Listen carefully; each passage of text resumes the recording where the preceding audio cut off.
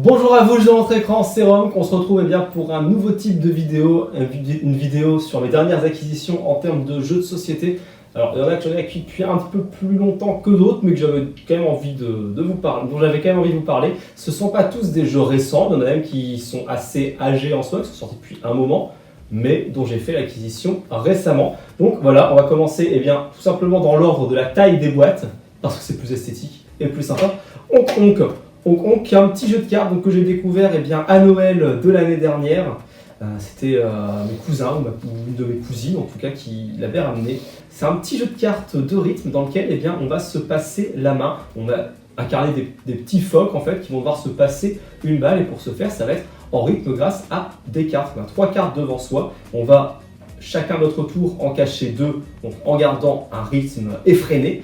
On va en cacher 2, ce qui va en montrer une seule, et selon la carte qui va être montrée, la balle va être passée à notre voisin de gauche ou notre voisin de droite.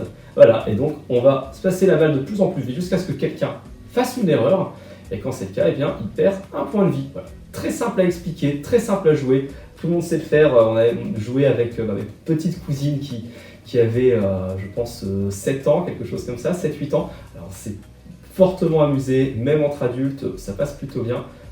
Hop là. Le prochain jeu, il s'agit de Pool Pool. Alors, Pool Pool, là, on est beaucoup plus actuel, je l'ai acheté cette semaine. Donc, Pool Pool, de quoi est-ce qu'il s'agit? Il s'agit d'un petit jeu qui, à l'instar de Honk Honk, va être extrêmement rapide à expliquer. Il est encore plus rapide que Honk Honk, ça prend même pas 30 secondes à expliquer. Là, vous avez 3 cartes différentes. Les cartes œufs, les cartes poules, les cartes renards. Les poules, elles couvrent les œufs. Les renards, ils mangent les poules. Un œuf qui est couvé par une poule qui a été mangée, c'est un œuf libre. Voilà, tout simplement. Et donc, on va faire passer les cartes devant tous les joueurs. On va devoir compter le nombre d'œufs qui ne sont pas couvés, du coup. Et dès qu'il y a 5 œufs, être le premier à taper pour dire c'est bon, il y a 5 œufs, les gars. Voilà, donc, règle extrêmement simple à expliquer. Ça marche bien, ça s'enchaîne vite, très accessible. En même temps, ça me rappelle le côté compteur de cartes au blackjack. Ah bah là, il y a autant de rois, il y a autant de... Voilà, ça va rappeler ça. C'est un tout petit jeu, finement illustré, vraiment très très sympa. Et bien sûr, là, je vous ai dit la base, et vous avez plein de petites cartes bonus qui vont pimenter tout ça. Vous allez avoir un chien, un canard, un fermier, etc. Vous allez aussi avoir un renard déguisé en poule. Voilà, donc toutes des petites cartes qui rajoutent des petites actions particulières, très sympathiques. Le prochain jeu, il s'agit d'un jeu collaboratif, Yokai. C'est un super jeu collaboratif qui va ressembler un petit peu à un Hanabi, mais en différent. Le côté Hanabi, c'est le côté secret. Ce que j'aime bien dans ce jeu, c'est que vous allez être tous indispensables. Ça va pas être un collaboratif où en soi on peut très bien y jouer seul, parce qu'il y a quelqu'un qui prend un peu plus la tête du groupe par rapport aux autres, et que s'il incarnait tous les joueurs en même temps, ça irait très bien. Là, on ne peut pas y jouer seul, on est obligé d'être au moins 2 pour y jouer. Ça tourne très bien et chaque personne est importante, car on va avoir un plateau de jeu dont toutes les cartes vont être face cachée. À son tour, comme dans un memory, on va pouvoir en voir 2 qu'on ne montre pas aux autres, on sait juste qu'est-ce qu'elles sont. Et ensuite, on va les déplacer de manière à faire des groupes de même couleur. Bien sûr, vous allez avoir un nombre limité de tours pour pouvoir faire tout ça. Il va falloir faire comprendre aux autres joueurs que là, on essaye de mettre plutôt les verts, là-bas plutôt les rouges, mais sans pouvoir le dire. Et bien sûr, pour compliquer tout ça, vous avez d'autres modes de jeu où en plus de les mettre par couleur commune, il va falloir faire des formes, etc. Vraiment très sympa ce Yokai, je vous le conseille vivement également. Hop là, on continue, toujours avec un collaboratif, j'adore les collaboratifs, vous allez encore en avoir 2 qui vont arriver. Donc Galerapagos, ça fait un petit moment que je l'ai celui-là. À chaque fois, c'est une réussite. Quand je le sors, les gens adorent. Généralement, des gens qui y ont déjà joué me le redemandent. C'est simple, c'est malin et ça passe très bien. C'est un nombre de joueurs qui est aussi très arrangeant, étant donné qu'on peut y jouer de 3 à 12 participants. Alors, je pense pas avoir fait une partie à 12, mais j'ai déjà fait des parties à pratiquement une bonne dizaine. Donc, ça tourne toujours aussi bien. Ça s'aborde pas de la même manière quand on est peu nombreux que quand on est nombreux. J'ai aussi déjà joué à 3. Ça marche tout aussi bien. Donc, c'est un jeu coopératif, mais pas trop, parce que le but, c'est de tous s'en sortir indemnes.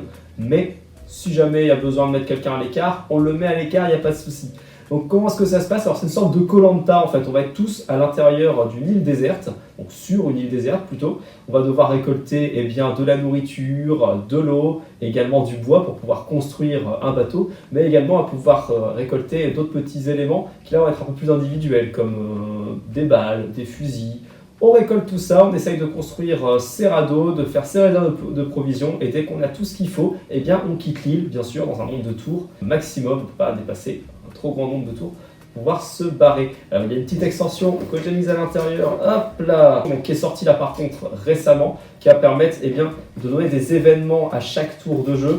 J'arrive plus à la ranger, j'aurais jamais dû faire ça, ah putain! Donc également le matériel est vraiment top, un beau matériel, fin, sobre, mais élégant. Voilà, une très bonne facture, ils ont fait quelque chose de génial. Hop là, et maintenant le prochain jeu, et bien là on est sur un Bruno Cathala qui a un petit peu d'âge, parce que c'est un jeu qui est déjà assez célèbre, c'est une réédition du jeu qui a extrêmement bien marché, qui s'appelle Mr. Jack, édité par Eureka. Donc vous connaissez peut-être déjà, c'est un jeu 2 joueurs 1v1, dans lequel l'une des personnes va être l'inspecteur Sherlock Holmes, l'autre va être Mr. Jack, et du coup ça va être un petit jeu d'enquête où l'un va se cacher de l'autre, et le but ça va être soit de ne pas se faire trouver et même de s'échapper, soit de le trouver et de coffrer l'autre joueur. Voilà, donc très intelligent. Ça s'explique assez vite, ça tourne très très bien et ça va assez vite à jouer. En une petite demi-heure, on arrive à faire une partie une fois qu'on connaît bien les règles. Hop là, l'avant-dernier jeu collaboratif, il s'agit de Unlock. Unlock, si vous ne connaissez pas, c'est de l'escape game à la maison. Donc comment ça se joue? Vous avez un petit paquet de cartes, vous avez besoin d'un smartphone ou d'une tablette, l'application Unlock, qui est sur Apple Store, sur Android. Vous lancez l'application, hop, et vous vous laissez guider par les cartes. Vous avez un petit scénario d'introduction tutoriel qui dure même pas 5 minutes à l'intérieur. Ça permet à tout le monde de savoir comment ça se joue très simplement grâce à ce tutoriel. Et ensuite, ce sont des histoires complètement, toujours différentes, toujours très très bonnes. Donc là, vous avez 3 scénarios dans une grande boîte. Simple, un scénario moyen et un scénario difficile. Et c'est une réussite, vous avez 60 minutes pour sortir. Si vous prenez plus de temps, c'est pas grave, vous n'êtes pas considéré comme gagnant, mais vous pouvez aller jusqu'à la fin de votre aventure. Il va y avoir des énigmes de logique, de déduction, etc. Et quelques petites interactions sur l'écran tactile, mais la tablette, elle est vraiment sur le côté. On ne peut pas jouer sans, mais le gros du truc se passe sur les cartes. On n'est vraiment pas sur un jeu pour smartphone, quoi. Voilà, si vous ne connaissez pas Unlock, ça c'est un grand oui. Le prochain jeu et mon dernier jeu collaboratif à vous montrer. On est plein mes collaboratifs, j'adore les collaboratifs. Le Fuji, donc celui-ci, déjà, il y a une patte graphique qui est vraiment très sympathique. Fuji, comment est-ce que ça se joue? Qu'est-ce que c'est? Eh bien, c'est un jeu coopératif dans lequel on va devoir fuir un volcan qui rentre en éruption grâce à des dés. On va chacun lancer ses dés, on ne connaîtra pas le résultat des dés des autres joueurs. Et du coup, il va falloir indiquer aux autres joueurs si on est plutôt bon dans tel domaine, c'est-à-dire j'ai beaucoup de 6, j'ai beaucoup de 5, j'ai beaucoup de dés qui montrent la couleur bleue, j'ai beaucoup de dés qui montrent la couleur rouge. Voilà, et puis le but, ça va être de réussir à trouver en quoi j'ai la majorité, tout en faisant des relances de dés. Pour l'instant, j'ai la majorité dans rien de ce que j'ai l'impression. Je vais relancer tous mes rouges, comme ça, toi qui essayes d'avoir la majorité en rouge, tu auras plus de facilité à l'avoir. Et puis moi, je vais peut-être réussir à avoir la majorité autre part. Voilà, donc Fuji, très bon jeu, très sympathique, un coopératif qui, encore une fois, comme dans Yokai, est vraiment un coopératif où on a besoin des autres, on ne peut pas y jouer seul. Et ça, c'est bien, c'est un coopératif, on ne peut pas prendre la main sur les autres. Ça, j'adore. Hop là. Le prochain et le dernier jeu, il s'agit d'un jeu là qui est tout nouveau, tout chaud. Il vient de sortir il y a peut-être 1 ou 2 semaines. Bon, je fais cette vidéo, je l'ai acheté cette semaine. C'est Ishtar. Alors Ishtar, c'est un Bruno Cathala, comme le Mr. Jack que je vous ai présenté. Donc c'est un jeu qui tourne très bien, qui a un matériel qui est juste somptueux. Graphiquement, il est réussi. Le matos est génial. Vous avez des petites gemmes. C'est des tuiles cartonnées. Le matériel est super plaisant à utiliser, superbement finement illustré. Et du coup, de quoi s'agit-il? Eh bien, il s'agit en fait, vous avez tous des sortes de jardiniers dans un désert où la déesse Ishtar vous a donné l'eau et vous allez devoir faire le plus beau jardin, le plus beau parterre de fleurs pour demander le plus de points par rapport à vos adversaires. Donc le jeu est inspiré de ce jeu ancestral mondialement connu, le Go, mais dont personne ne sait jouer. À 2 joueurs, ça tourne, à 4 aussi, de manière différente. Mais ça tourne bien, c'est un Bruno Cathala, le matériel est top, j'ai rien d'autre à dire que achetez-le, je pense que là c'est un futur grand jeu, édité par Yellow. Alors là c'est le seul jeu Yellow que j'ai montré aujourd'hui, mais Yellow, un éditeur que j'aime de plus en plus chapeauiller. Et voilà, c'est tout pour aujourd'hui. Donc ça, c'est les derniers jeux que j'ai achetés. J'espère que ça vous aura plu. N'hésitez pas à me donner en commentaire vos impressions sur la vidéo. Également vos derniers jeux à vous, ce que vous avez pensé de ces jeux-là. Et puis si vous voulez les retrouver, j'ai mis les liens dans la description.